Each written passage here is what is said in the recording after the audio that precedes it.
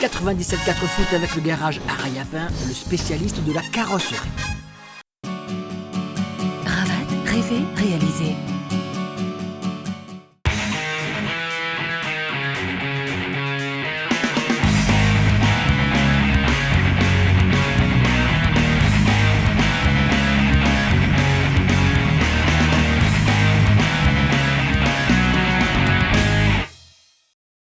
Bonsoir et merci de nous retrouver pour cette nouvelle émission sur le football local. Un football local qui a vécu un bon week-end, un gros week-end avec les deux finales de la Coupe de France régionale.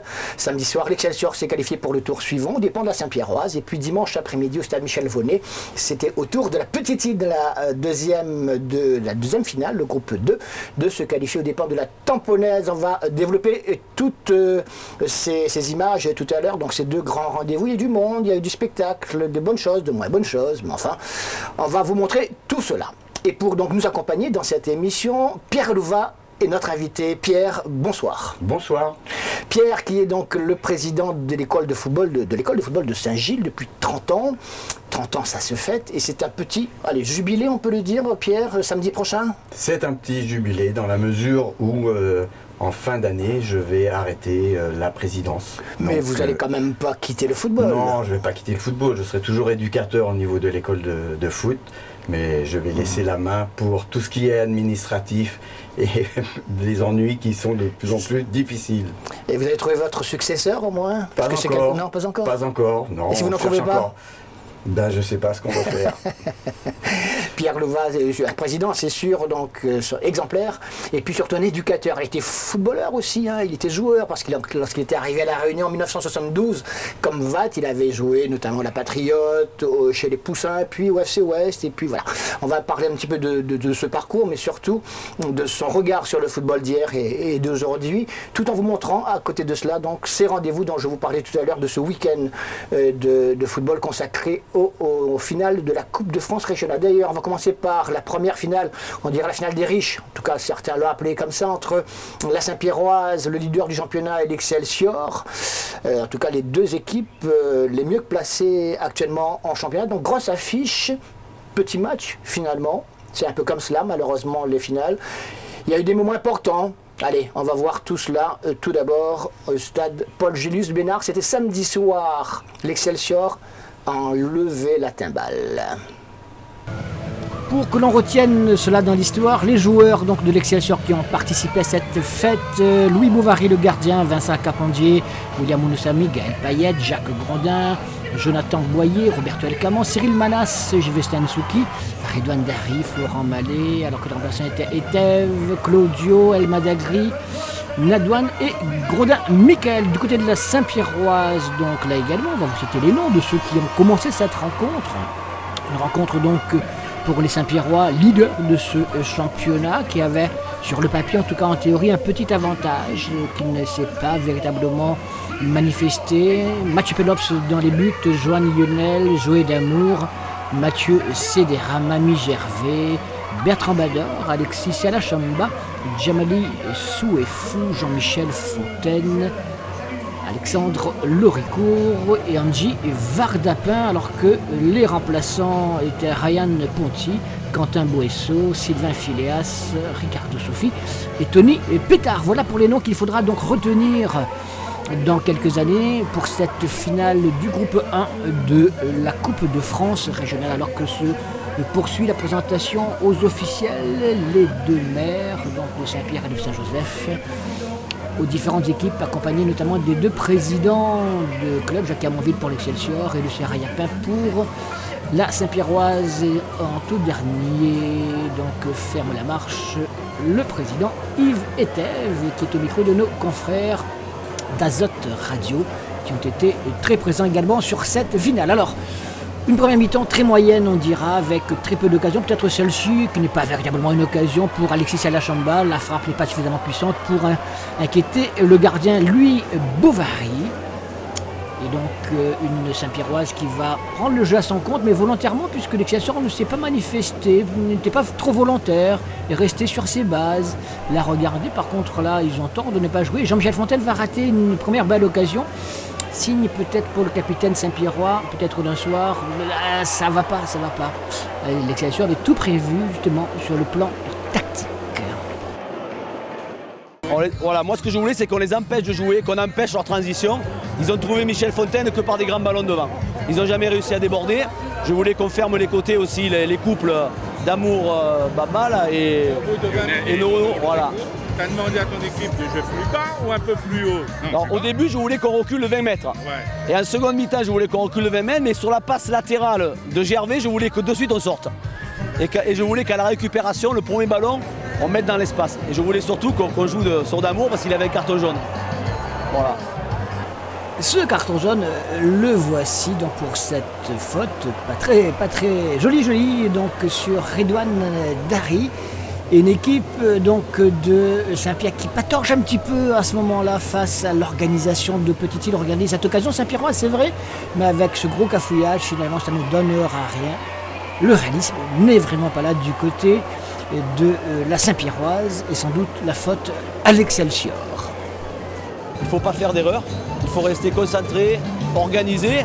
Mais ce que j'ai demandé aux joueurs par contre, c'est de plus oser, de prendre plus d'initiative, de prendre un peu plus de folie en seconde mi-temps. On a eu un peu plus d'opportunités, même si ça n'a pas été une grande finale. Mais c'est souvent comme ça entre deux bonnes équipes. Nous, on avait fait le choix tactique de reculer bloc médian. Je voulais empêcher leur transition au milieu de terrain qui est exceptionnelle d'habitude. Et c'est vrai qu'on vous a un peu aidé.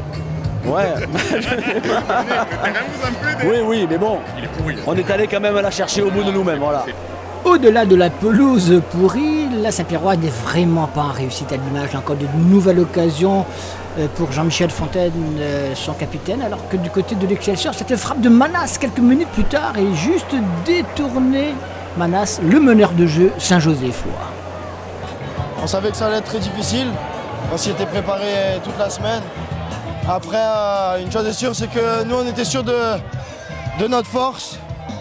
On s'était dit à la mi-temps que s'il fallait marquer la 90e, on le ferait. C'est ce qu'on a fait. On n'a rien lâché, on a joué avec le cœur aujourd'hui.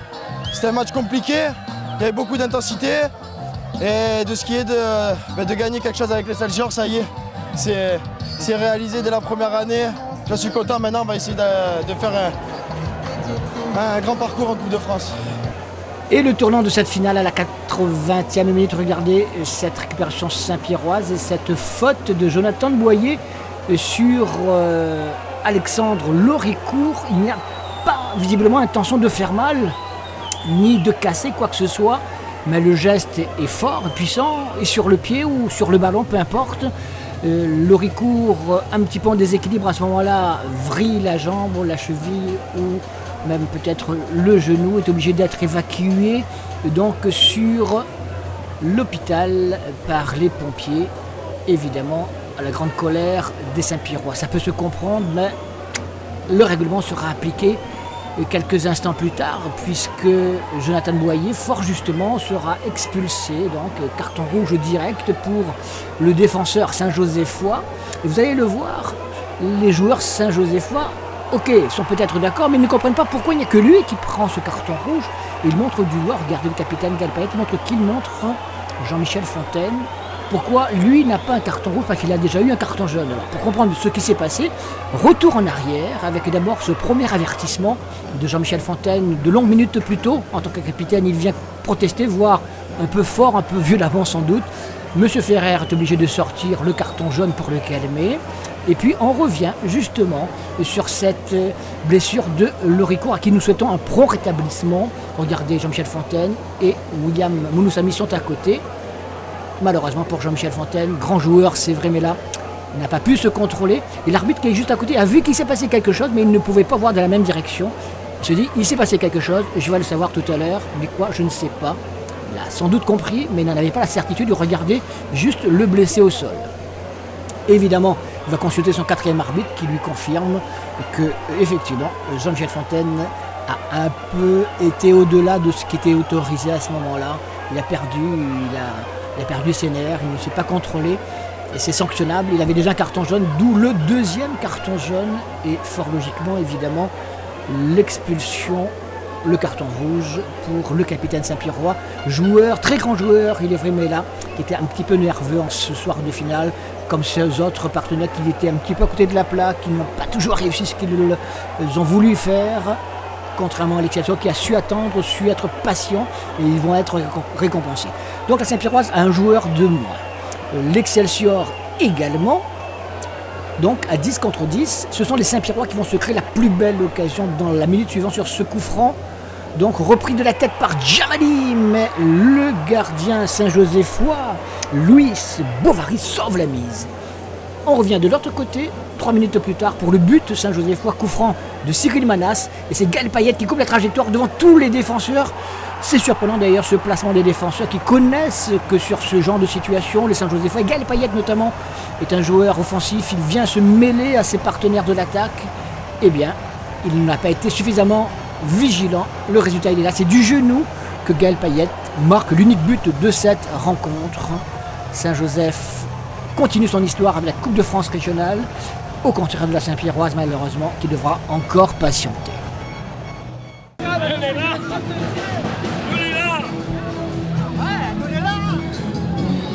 Je la sentais, sa 89e minute.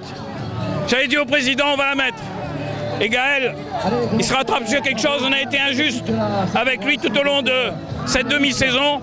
Et ce soir, quelque part, je crois qu'on a montré quelque chose. Saint-Joseph, papa bon Dieu.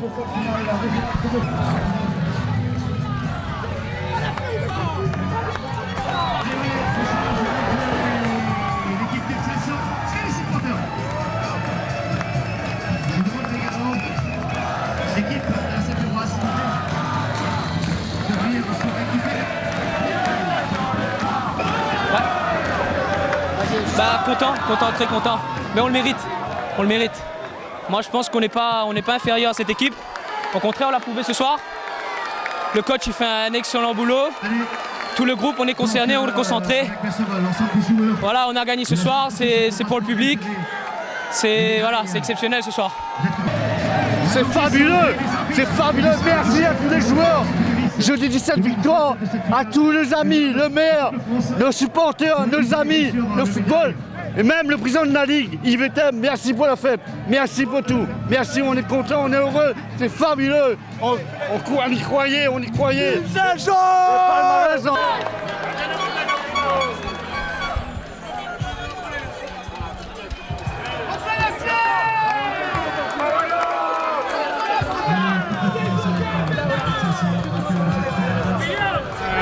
C'est un plaisir. C'est un plaisir parce que on n'était pas nombreux à Saint-Paul, que ce soit dans les tribunes. Au final, sur le terrain, on était multipliés par l'ambiance du public. Donc voilà, merci au public qui était présent. Bien sûr, parce qu'après, voilà, comme en championnat, c'est pas la coupe. Après, on est habitué à la coupe, on sait comment il faut jouer, on sait comment il faut contrer. Par rapport à l'expérience qu'on a eue aussi l'année dernière, donc ça m'a fait du bien. Et là aujourd'hui vraiment je suis content parce que c'est un peu, il faut dire, le championnat c'est pour eux. Et pour sauver notre saison c'est la Coupe de France, donc voilà, on est très contents.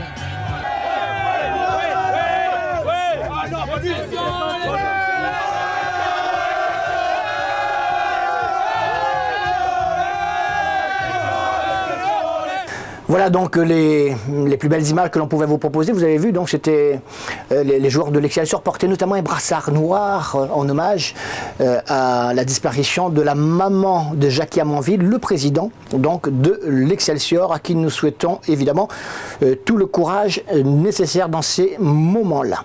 Alors du côté évidemment de la Saint-Pierroise, c'était la grosse déception, c'est Quentin Boesso qui nous en parle. Oui, non, on est très déçus. On avait à cœur vraiment de gagner cette finale, parce que bon, qui dit finale dit soit une victoire, soit un gagnant, un perdant. Malheureusement, la balance a penché de du mauvais côté. Donc voilà, c'est joué sur des détails. Je veux dire, même dans le jeu, bon, ils ne méritent pas plus que nous. Je pense qu'on a plus de situations qu'eux. Donc ça s'est joué sur un coup de dé, sur un coup de pied arrêté en fin de match. Et malheureusement, on a laissé cette coupe. Vous saviez que ça allait être difficile de toute façon. La Saint-Pierroise n'était pas la Saint-Pierroise qu'on a l'habitude de voir. Sinon, pourquoi? Non, on savait que ça allait être un match très difficile. Parce que, ouais, on pouvait se dire, oui, en championnat, on les a gagnés 2-0. Mais le championnat et la coupe, c'est deux choses différentes. En coupe, il n'y a pas de favori. Il n'y a pas de petite équipe où voilà, je veux dire, c'est un match coup près. Il faut un gagnant et un perdant. Et nous, c'est vrai que voilà, on avait fait un sans faute, on avait engrangé beaucoup de confiance. Et malheureusement, ce soir, le seul match justement qu'il ne fallait pas perdre, on a perdu. Et c'est pas pour autant que voilà, faut tout jeter par terre. Au contraire, je veux dire, on a fait des bonnes choses depuis le début de saison. Et après, c'est vrai, on essaie de se satisfaire de ce qu'on a, mais voilà, je veux dire, il ne faut pas tout remettre en cause. Et puis, on a encore des belles choses à faire. Ne pas tout remettre en cause, évidemment, à cause d'une défaite. Alors, Dominique Vellex, lui, est habitué à cette Coupe de France, et avec la possession, puis avec l'équipe d'Ajaccio. On lui a posé la question, est-ce qu'il y a des recettes? Comment il a préparé tout cela? Comment il voit l'avenir? Dominique Vellex. Je connais un peu l'histoire avec la possession, avec Ajaccio. Jamais 203. Non, mais c'est bien, c'était... Même s'il n'y a pas eu, c'était une finale très intéressante sur le plan tactique. Et là, tu vois que le football réunionnais a bien progressé, parce que tactiquement, c'était très très intéressant. Voilà. Après, quand c'est fermé comme ça, ça se joue à un détail près. Je pense que le coup de pied arrêté est très bien tiré. Gaël a coupé la trajectoire. Mon meilleur parcours, c'est avec le Gazélec d'Ajaccio. On est allé en demi-finale de la Coupe de France, la vraie, et qu'on a perdu contre Lyon en demi-finale. Donc c'est un parcours exceptionnel, surtout qu'on était encore amateur. Cette année-là, on était en national. À la fin de la saison, on est monté en Ligue 2. Voilà, c'était un parcours exceptionnel. Mais j'ai découvert la Coupe de France, en tant qu'entraîneur, le parfum de la Coupe de France avec la possession. Je n'oublie pas d'où je viens. J'ai fait mon premier poste d'entraîneur à l'US Possession. On avait gagné la Coupe contre Saint-Louis. Et au 7e tour, on avait éliminé Roubaix, qui était en national à l'époque. On était le premier club réunionnais à éliminer le club de national. Et après, on avait perdu au 8e tour contre Sedan, une Ligue 2, après prolongation dans les arrêts de jeu. La recette, c'est déjà un gros travail tactique et surtout persuader les joueurs. Ça, c'est un travail psychologique, qu'on peut y arriver.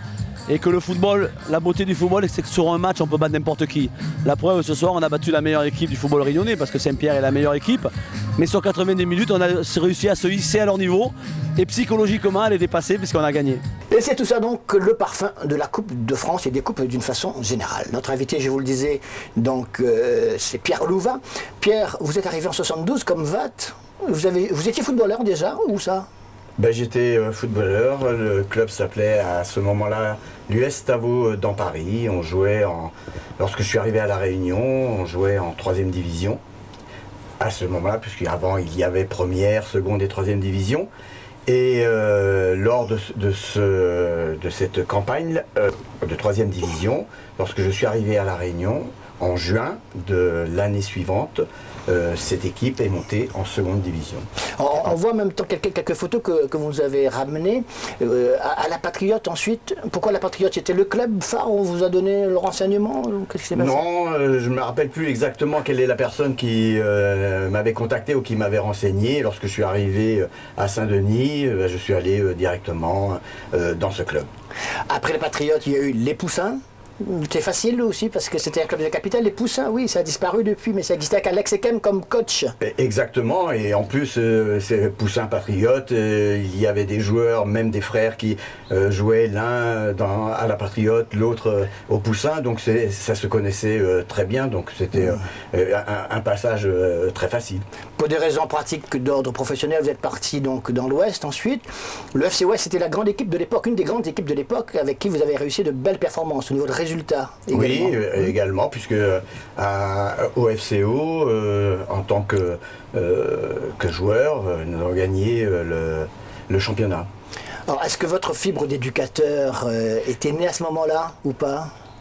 Oui, j'avais déjà passé des diplômes en métropole comme initiateur, qui à ce moment-là était un diplôme d'État. Donc c'est vrai que c'était un petit peu dans l'âme. Mais lorsque Roger Sabiani est parti, tout naturellement, ça s'est fait et je suis devenu éducateur avec beaucoup de chance, puisque la première année, j'ai gagné et la Coupe régionale de France et la Coupe de la Réunion. Oui, donc on voit sur ces photos de l'époque.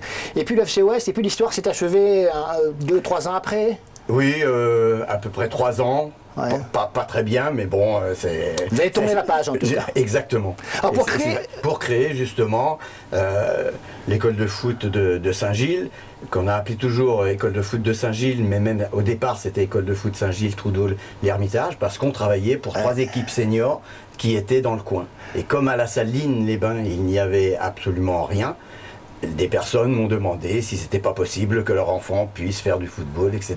C'est comme ça que ça s'est créé. Alors, qui dit école de football dit uniquement section de jeunes, j'imagine. Exactement.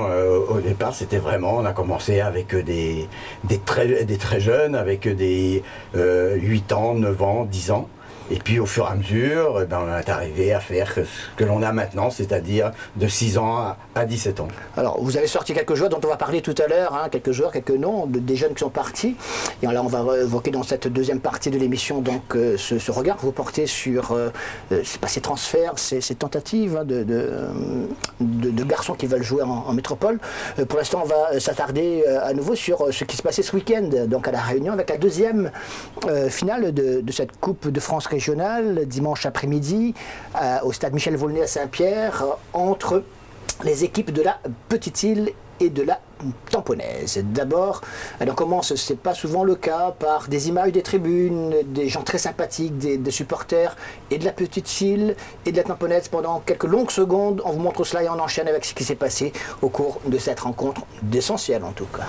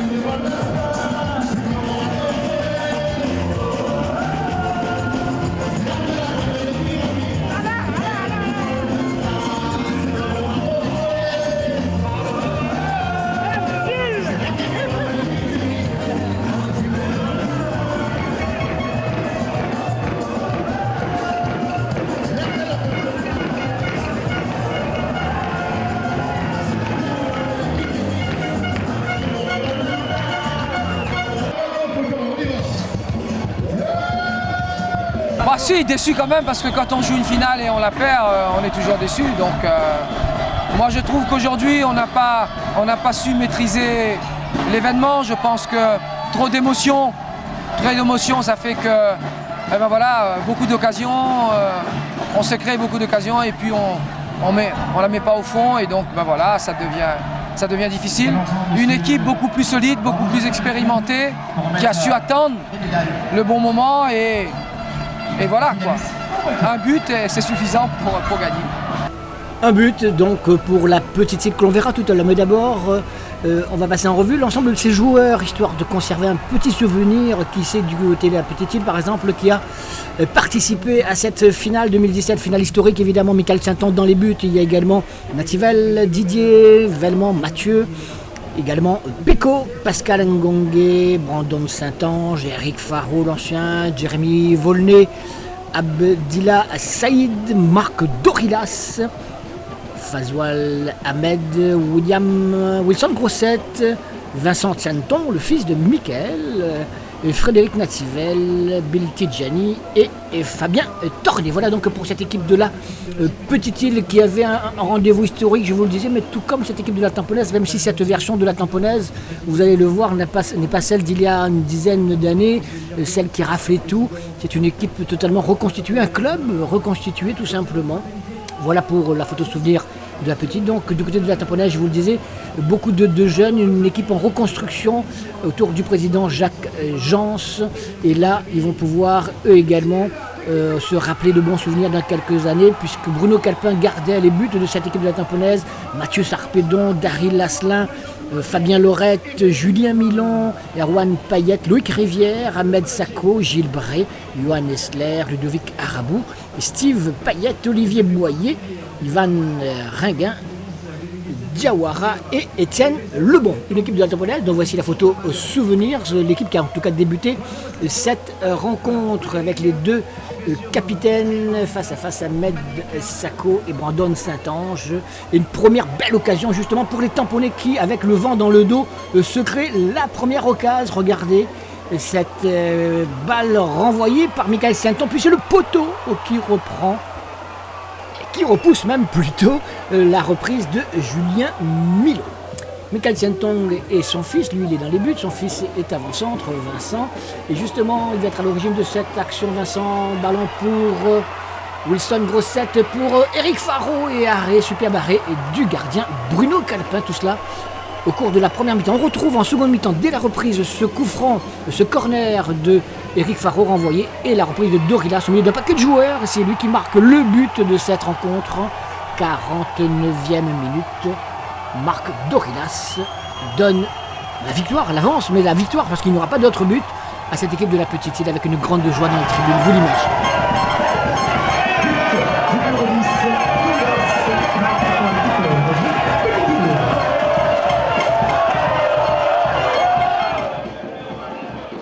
L'équipe de la Tamponnaise aura l'occasion à plusieurs reprises de revenir au score. Elle ne s'était pas découragée. Regardez cette tête reprise et détournée du bout des doigts, du bout des gants par Michael Saint-Onge sur le poteau. Jean-Pierre Bade en profite pour faire quelques modifications à partir du 109, même si là, ce sont les petits Îlois qui ont l'occasion, face à Bruno Calpin, de faire le break de manière définitive. Mais le gardien tamponnais est sur la bonne trajectoire. Réaction tamponnaise à nouveau. Et une autre occasion pour cette fois Loïc Rivière, qui ne peut pas reprendre un petit peu court qu'il était, avec là encore l'occasion pour les Tamponnais d'égaliser. C'est la transversale cette fois qui renvoie le tir de l'attaquant tamponnais. Eh bien, on en restera là. 1-0, la Petite Île est en l'air. Oui, c'est magnifique pour Petite Île, c'est une grande première. Petite Île rentre dans l'histoire du football réunionnais, et c'est vrai que c'était un match difficile, les conditions étaient pas simples, le vent durant les 90 minutes, mais ce que je retiens après l'Excelsior, c'est Petite Île, c'est le Sud Sauvage qui représentera la Réunion dans cette Coupe de France au 7e tour. C'est magnifique pour le Grand Sud, c'était déjà une finale entre nous, et là cette fois-ci c'est le Sud Sauvage qui va aller représenter la Réunion, c'est tout simplement exceptionnel. Pour moi, la Réunion c'est une grande première parce que je suis arrivé l'année dernière, j'ai pu jouer une demi-finale de la Coupe de la Réunion, et cette année on l'a gagné, la Coupe de France. Ça n'a pas été plus compliqué que prévu, ça a été compliqué comme on le pensait, d'autant plus qu'il y a un facteur là qui défavorisait une équipe qui aurait voulu poser le jeu. Le vent, c'était impossible de jouer pour les deux équipes, mais je pense que ça nous a plus à nous défavorisés. Mais je pense que les joueurs sont allés chercher cette victoire. Effectivement, ils ont un poteau et une barre transversale, mais on a quand même 2 ou 3 nettes occasions. En termes d'occasion, je ne pense pas qu'on a eu à en souffrir. Maintenant, je pense qu'on ne refera pas le match. Je disais, il n'y avait pas de beau scénario. Le beau scénario, c'était la victoire. Voilà ce que je retiens. Projette déjà ou pas sur le 7e? Non, on ne s'est jamais projeté dans rien du tout. Rien n'est facile à la J-Petite-Île, rien n'est facile à la Petite-Île.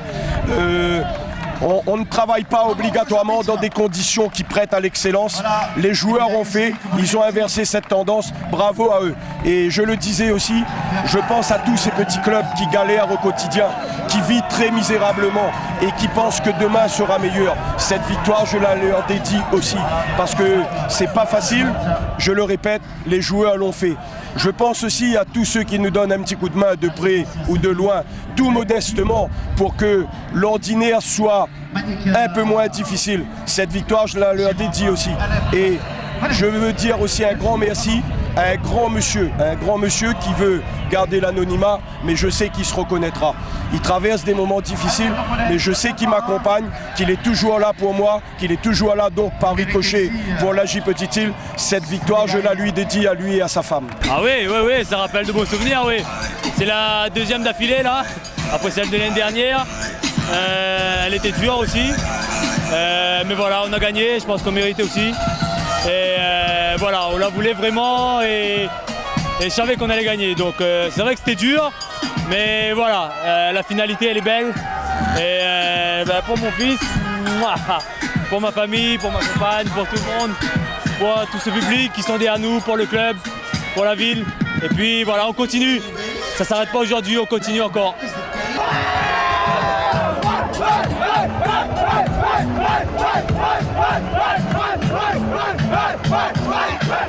La Petite-Île, donc une grande première évidemment, et ils ont rendez-vous le 11 ou le 12 novembre prochain, peut-être même donc à Saint-Pierre pour le 7e tour contre une équipe qu'ils connaîtront ce week-end.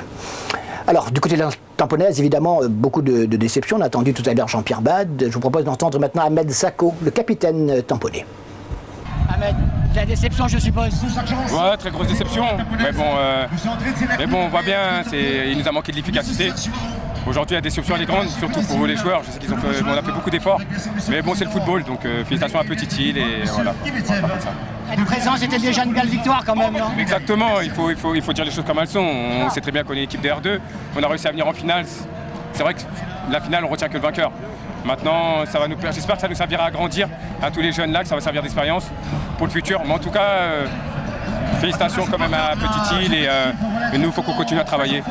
Vous avez sans doute remarqué également que dans cette équipe de la Petite-Île, il y a des joueurs connus, hein, évidemment.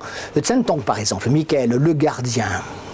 40 ans passés, avec quelques titres à son actif. Et puis il a eu le plaisir de jouer avec son fils Vincent.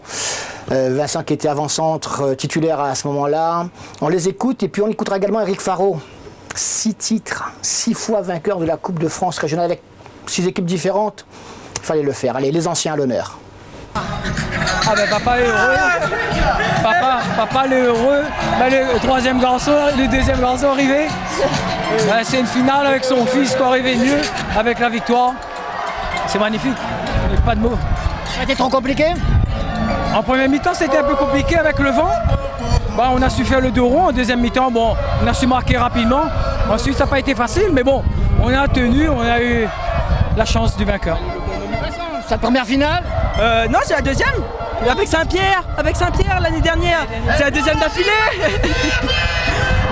Alors c'était dur, compliqué, mais bon, on a su faire le boulot et on a gagné, on fait ça et ce soir ça va être la fête quoi. Encore plus belle avec. Attends ton tour. Encore plus belle avec les deux quoi. Quand ça ton tour. J'espère, bientôt. Bientôt.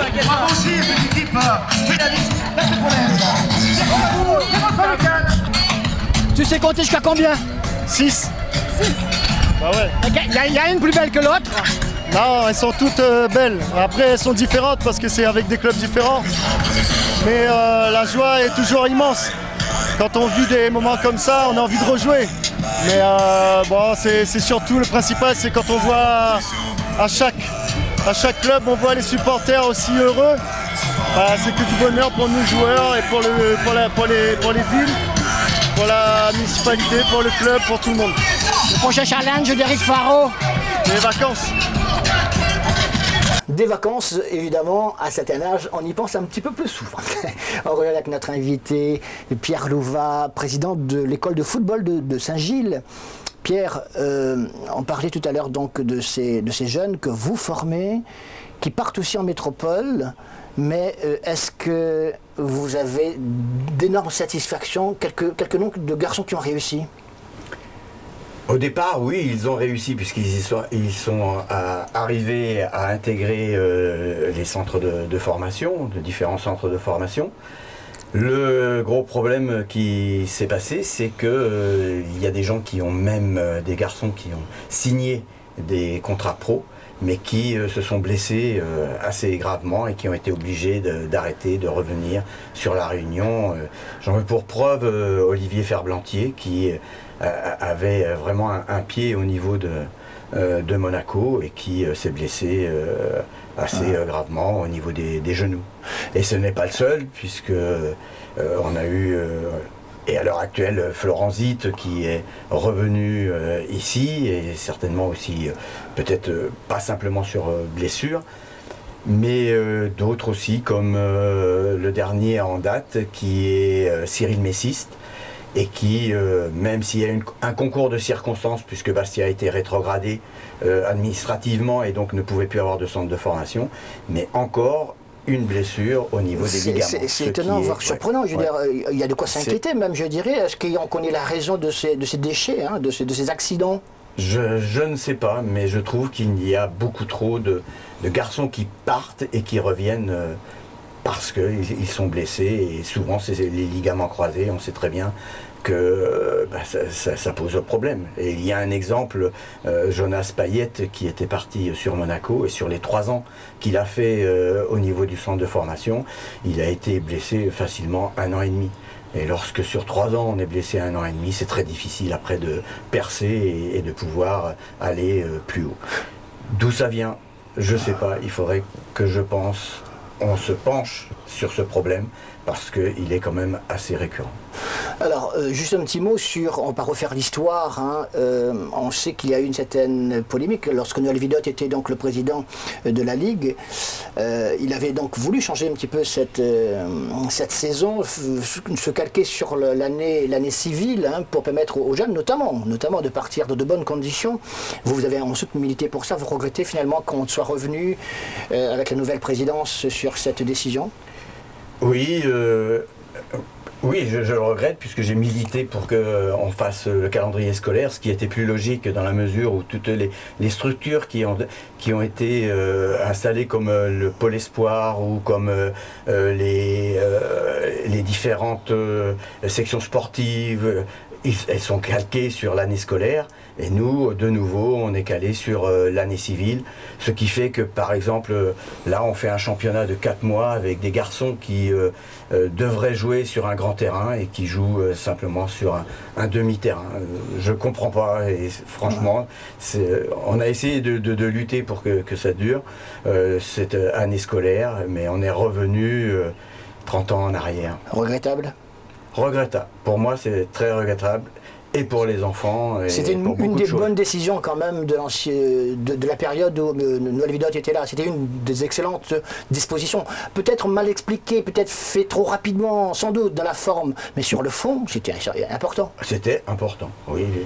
Peut-être que ça aurait pu être... c'est vrai que le premier championnat a été fait sur 1 an et demi. Donc il est clair que c'était difficile.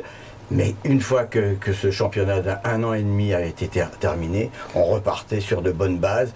Et lorsque nous sommes une association où nous voyageons beaucoup, mais c'est quand même agréable de se retrouver après dans les mêmes conditions que les jeunes de métropole qui commencent au mois de septembre, et on aurait commencé pareil au mois de septembre, et lorsqu'on les rencontrerait, eh bien, on peut jouer d'égal à égal, ce qui sera de nouveau pas le cas. Et c'est bien dommage, sans doute, sur ce plan-là. On va conclure, puisque l'heure tourne vite, avec le programme, Pierre, du week-end prochain, puisqu'on retrouve le championnat de football avec notamment la 17e journée du championnat de première division. Et voici le programme. Jeanne d'Arc, Sdefa, Petite-Île, Saint-Pauloise, Marsouin, Sainte-Suzanne, Grandbois, Excelsior, Sainte-Marienne, Saint-Louisienne, Auxerre, Léopard, Trois-Bassins et Saint-Denis Football Club Saint-Pierroise. Et puis dans la 2e division régionale, dans la poule A, on disputera la 16e journée. Évêché Saint-Philippe, Possession Tamponnaise, Bracreux Bretagne, Bagatelle FC Panonnet, Moufia Chambornoise, FC Parfum AJS Ouest. Et dans la poule B, toujours la 16e journée, Belben-Cano, FC Jean Petit, AF Saint-Louis Étang Salé, Plaine des Grègues Capricorne, Ligne Paradis Bois d'Olive, Caux-Saint-Pierre Rivière Sport et Grand Fond Piton Saint-Leu. Voilà donc pour ce programme. Pierre, que vous souhaitez de plus après 30 ans d'activité? Vous n'allez pas arrêter, hein, on le suppose, vous allez continuer à être actif, hein, j'imagine, avec votre club. Vous souhaiteriez faire encore autre chose? Je ne sais plus ce qu'il y a à faire. J'ai été joueur, j'ai été éducateur, j'ai été dirigeant. Au niveau du football, j'ai même fait partie de la Ligue, à la commission des jeunes, à la DTR. Je crois qu'au niveau football, j'ai déjà fait pas le tour. J'ai encore au niveau de la Saline, avec les jeunes, je serai encore avec eux et essayer de leur donner mon envie du football et surtout que ça continue, quoi. Petite fête samedi prochain du côté de la Saline, évidemment avec les anciens que vous allez sans doute retrouver, les anciens ou pas d'ailleurs. Et puis c'est aussi l'occasion de fêter vos 20 ans, c'est votre anniversaire, 20 ans. 20 ans. Ah. D'ailleurs, il n'y a qu'à voir ma tête, on voit bien que c'est 20 ans. La vie est belle. Merci en tout cas, Pierre, d'avoir été notre invité. Merci. Plein de bonnes choses encore dans et pour le football réunionnais. On se retrouve lundi prochain donc, pour vous parler à nouveau donc, de ce qui va se passer ce week-end prochain, journée du championnat, je vous l'avais dit, et puis lundi soir 19h30 et puis mardi soir 19h45. Excellente semaine, salut.